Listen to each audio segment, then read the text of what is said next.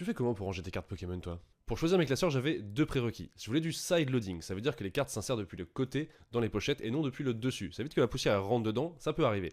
Et je voulais aussi que les cartes puissent être rangées sous sleeve. Ça évite de trop abîmer les cartes quand on veut les manipuler ou qu'on a des décalages à faire. Et je suis tombé sur la gamme Voltix, du coup j'ai décidé de tester un petit peu toute leur gamme. Ils ont différentes tailles de classeurs, il y a du 4 pochettes pour 160 cartes au total, il y a du 9 pochettes pour 360 cartes au total, il y a du 12 pochettes pour 480 au total, et maintenant il y a même du 12 pochettes pour du 624 au total. Donc c'est plutôt pas mal.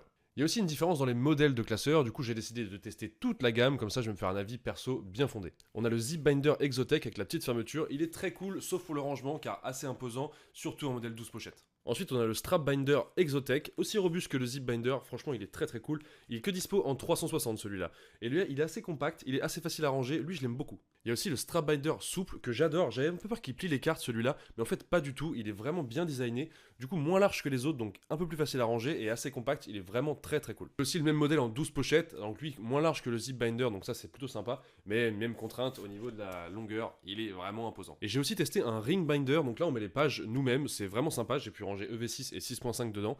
Là c'est très cool, assez compact, facile à ranger, mais bon forcément c'est un peu plus large que les autres. Les classeurs Voltix, franchement, ils sont pas très chers. En tout cas, ils sont à un prix qui est raisonnable par rapport à leur qualité. Moi, j'ai pas de problème à les utiliser. Je les trouve très cool. Mais vous voyez qu'il y a quand même un petit manque d'harmonie dans tout ça. J'arrive pas à trouver le même modèle de classeur pour toutes les collections. Parce que bon, forcément, les tailles de collection, elles varient énormément.